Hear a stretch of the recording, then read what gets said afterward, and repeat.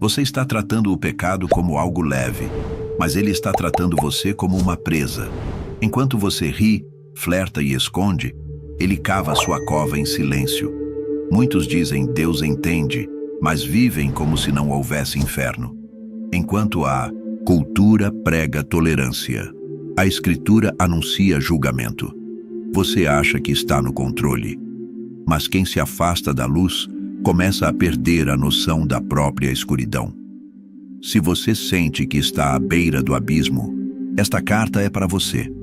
Não é tarde para voltar, mas brincar com o pecado é zombar do sangue. E quem zomba da cruz não sai ileso. Charles Spurgeon, o príncipe dos pregadores, dizia: o pecado é como um leão acorrentado, parece dócil, até que você chega perto demais. E quando ele ruge, não é advertência, é ataque. Neste vídeo, você vai entender por que pecados não confessados se transformam em cadeias invisíveis. E por que muitos vão pagar, não porque Deus os abandonou, mas porque zombaram de sua paciência por tempo demais. O pecado nunca chega com o rosto que tem. Ele veste perfume, sorriso e oportunidade. Fala com palavras doces. Sussurra com calma. Não tem pressa, porque sabe que quem brinca com ele hoje vai sangrar por ele amanhã. Ele começa como escolha, mas termina como prisão. Primeiro você ri, depois você oculta, mais tarde você depende. E por fim, você se esquece de quem era antes dele. A Bíblia nunca disse que o pecado não é prazeroso. Ela diz que o prazer dele é breve e o salário eterno, porque o salário do pecado é a morte. Romanos 6:23. Mas quem escuta isso em meio ao riso? Quem se importa com morte quando tudo parece vivo? A armadilha do pecado é essa. Ele parece vida antes de matar. Ele simula liberdade enquanto constrói correntes. O jovem se entrega dizendo, é só hoje. O adulto racionaliza com todos fazem. O crente morno se consola com Deus entende. O inferno entende muito bem cada justificativa. Spurgeon dizia, aquele que acaricia o pecado está afiando a faca que cortará sua alma. Sim, porque o pecado não quer ser amado, ele quer ser servido.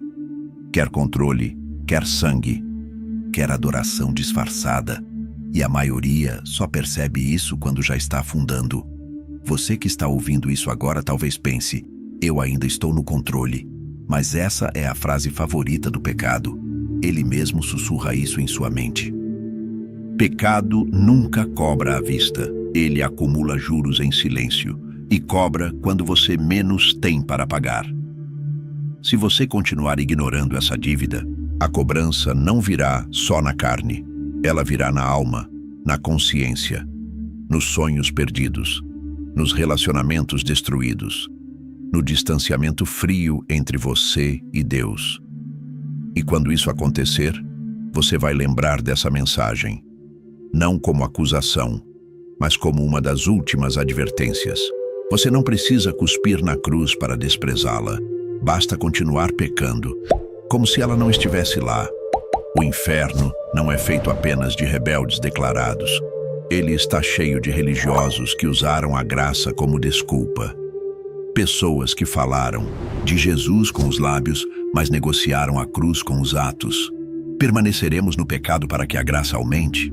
Paulo, Romanos 6, 1a. Resposta é tão clara quanto dura, de modo nenhum. A graça foi feita para quebrar correntes, não para polir grilhões. Ela não serve para justificar sua queda repetida, mas para sustentar sua guerra contra o pecado. Quando você diz, eu sei que estou errado, mas Deus entende. Você está zombando do sangue que escorreu do madeiro. Quando você cai, e nem se entristece mais, você não caiu apenas no pecado. Você caiu no esquecimento da cruz. Spurgeon dizia, se você pode pecar sem dor, então o Espírito de Deus já se afastou do seu coração. Sim, porque o Espírito Santo chora. Quando Você sorri para o pecado, ele grita em silêncio, ele se entristece, ele observa você passar por cima de tudo aquilo que Cristo suportou. E você, insensível, continua, rindo, negociando, escondendo, como se o sangue não tivesse sido por você. Cristo não morreu para você brincar de crente. Ele não suportou zombarias, açoites e a coroa de espinhos para que você jogasse tudo isso na lama da sua justificativa. Zombar da graça é como jogar flores no túmulo de alguém que você mesmo matou. Você diz obrigado com a boca e continua matando com as mãos. A cruz é a maior prova de amor que o mundo já viu, mas também é a maior acusação contra o pecado. Ela diz: olha o que o seu pecado custou. E toda vez que você peca deliberadamente, você diz ao céu: eu vi o preço, e ainda assim, não me importo. Satanás não tem pressa.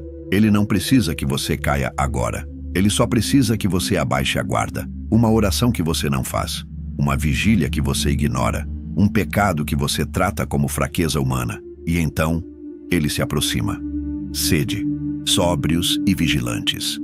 O vosso adversário, o diabo, anda em derredor, como um leão que ruge, procurando a quem possa devorar. 1 Pedro 5:8. Diabo não devora quem está em guarda. Ele devora os distraídos, os que cantam sem orar, os que postam versículos enquanto escondem pornografia, os que frequentam igrejas, mas não abandonam seus vícios. Ele anda ao redor, ele observa os padrões da sua alma, ele anota onde você fraqueja e sorri quando você diz: acho que agora estou bem. Spurgeon alertava: o cristão mais em risco é o que pensa que não está em risco.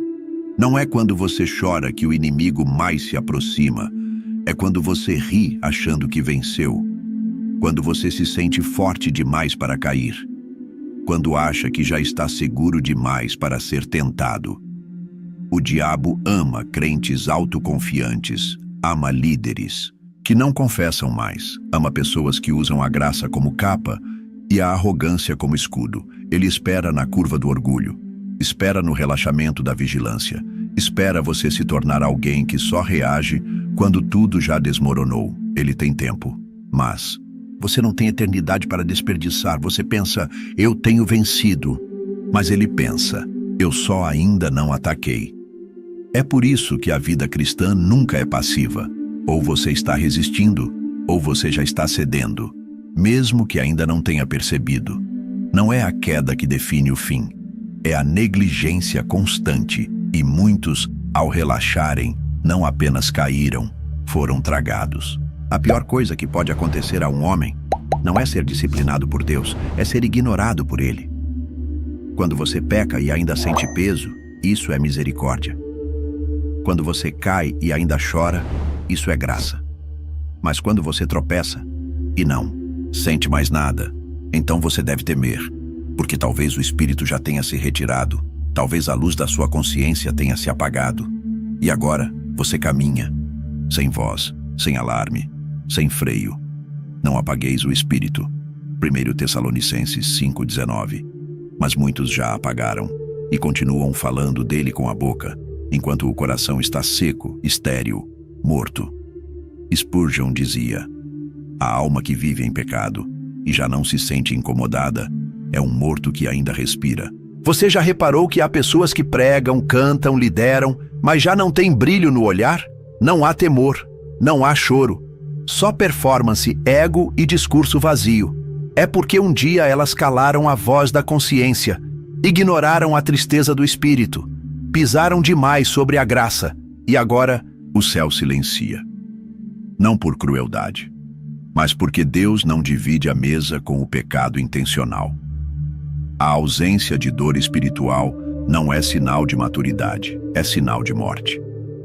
Quando você não sente mais peso pelas suas escolhas, não é porque elas se tornaram leves, é porque você se acostumou com o fardo. A presença do Espírito não é barulhenta, mas a ausência dele grita no vazio que sobra. A frieza não começa no púlpito ou nas palavras, ela começa no quarto, no coração que parou de confessar, na alma que já não se ajoelha e o Espírito, santo como é, se retira. Ele não faz aliança com trevas. Ele não é cúmplice da hipocrisia. Ele sussurra, mas quando ninguém mais ouve, ele se cala. E quando ele se cala, até os demônios percebem. Ninguém acorda e decide destruir a própria alma. Ninguém entra no inferno correndo. Eles entram cedendo. Um clique, uma conversa, um pensamento alimentado em silêncio, uma oração adiada, uma justificativa repetida até parecer verdade. O chão vai cedendo, o coração vai endurecendo, o espírito vai se afastando. As pequenas raposas é que destroem as vinhas. Cantares 2:15 é assim que começa, com pequenas concessões. Você acha que está no controle, mas a verdade é que você já começou a cair. Spurgeon pregava: um pequeno pecado é um mensageiro do inferno. Ele vem sozinho, mas nunca volta só. E você o recebe como quem não vê perigo. É só uma vez. É só uma mensagem. É só um pensamento. É só um pouco. Mas o inferno é feito de só um pouco, empilhado por anos. Enquanto você ri e acha graça, o diabo constrói um trono no seu silêncio. Toda queda começa com uma concessão, e toda concessão nasce de uma mentira. Deus não vai me deixar. Mas escute isso. Deus não se ausenta por vingança. Ele se ausenta por santidade. Quando você escolhe o pecado e volta para ele com frequência, você está dizendo com seu corpo: esse prazer é mais digno da minha fidelidade do que a cruz. E o inferno aplaude. As trevas nunca vêm dizendo sou treva. Elas vêm com perfume de aceitação, sorrisos de modernidade e frases prontas como eu mereço isso. Já tentei demais. Isso não é tão grave assim. Mas escute, o pecado que você tolera hoje vai te acorrentar amanhã. Você ainda sente peso? Ainda chora quando erra? Ainda teme a presença de Deus? Então corra para Ele. Porque quando isso acabar, quando você não sentir mais nada, o inferno já terá vencido sem precisar se apresentar. Você acha que é justo porque não faz o mal, mas já se perguntou se Deus está vendo o mal que você aceita? Você assiste, ri, compartilha e tolera. Você silencia quando devia se levantar. Você aplaude com o silêncio e diz que é paz, mas o céu tem ouvidos, e o silêncio dos santos também será julgado. Quem sabe fazer o bem e não o faz, comete pecado. Tiago 4:17. Você acha que se esconde na neutralidade, mas o muro já tem dono. E não é. Deus, Spurgeon dizia, não basta não fazer o mal. O cristão é chamado a confrontá-lo. Mas a geração moderna ama a zona cinzenta, ama discursos brandos, ama relativizar tudo, inclusive a cruz. E o justo cala. Tem medo de perder amigos, de parecer radical, de ser cancelado, de incomodar. Mas o inferno avança, porque os justos deixaram de pregar como Elias, João Batista e Paulo. Você acha que vai ser julgado só pelas palavras, mas será julgado também pelos silêncios covardes. Deus te deu voz para clamar, te deu visão para denunciar, te deu fé para resistir, e você preferiu o aplauso do mundo, preferiu ser simpático, preferiu preservar a própria imagem. Escute com temor. O justo que cala diante do pecadose torna cúmplice dele diante do trono. Você não foi chamado para se moldar. Você foi chamado para confrontar, em amor, mas com verdade. E se sua boca está calada, sua vida já fez uma escolha. Você prefere a paz dos homens ao desconforto da cruz. Cristo não morreu para formar uma geração de crentes diplomáticos. Ele morreu para levantar testemunhas. Testemunha que não fala, nega com o silêncio. Você ainda está respirando. Seu coração ainda bate. E isso, por si só, é misericórdia. Porque o que você fez ontem já era suficiente para que Deus o deixasse. Mas Ele ainda está aqui. Não por aprovação, mas por amor. Você está em guerra, com o céu, e mesmo assim, o céu ainda te convida para voltar. Buscai ao Senhor enquanto se pode achar. Invocai-o enquanto está perto. Isaías 55:6. Essa frase não é poética. Ela é um alarme espiritual, porque haverá um momento em que não será mais possível achá-lo. Haverá um momento em que o tempo acabará, e o que agora é convite se tornará juízo. Spurgeon dizia: a porta da graça está aberta, mas ninguém sabe até quando. Hoje você pode levantar e se ajoelhar. Pode confessar. Pode clamar. Pode jogar fora o que te prende. Pode apagar o que te afasta. Pode voltar para o lugar onde a luz te encontrou. Mas se você sair deste vídeo dizendo depois, talvez o depois não venha, e o pecado que você tolerou hoje será o mesmo que te acusará amanhã. A cruz ainda está de pé, mas ela não será eterna. Ela é oferta, ela é ponte, ela é sangue derramado por alguém que já sabia do seu desvio. E mesmo assim, morreu por você. Cristo não morreu para te manter preso. Ele morreu para que você se levantasse. E se você ouvir a voz dele hoje, não endureça o coração, porque amanhã, talvez você já não escute mais nada. Você acha que está no controle da sua vida, mas a qualquer instante, a eternidade pode entrar pela porta. E quando isso acontecer, essa mensagem vai te acompanhar, como aviso ou como lembrança de que você foi alertado. Ainda dá tempo, mas não por muito. Se essa mensagem encontrou você no meio da queda, no frio da alma ou no silêncio do quarto, entenda, isso não é apenas um vídeo, é uma carta do céu. Agora você tem uma escolha. Você pode fechar essa página, ou pode ajoelhar-se e recomeçar. Aqui, na Escola do Príncipe, cada vídeo é uma convocação.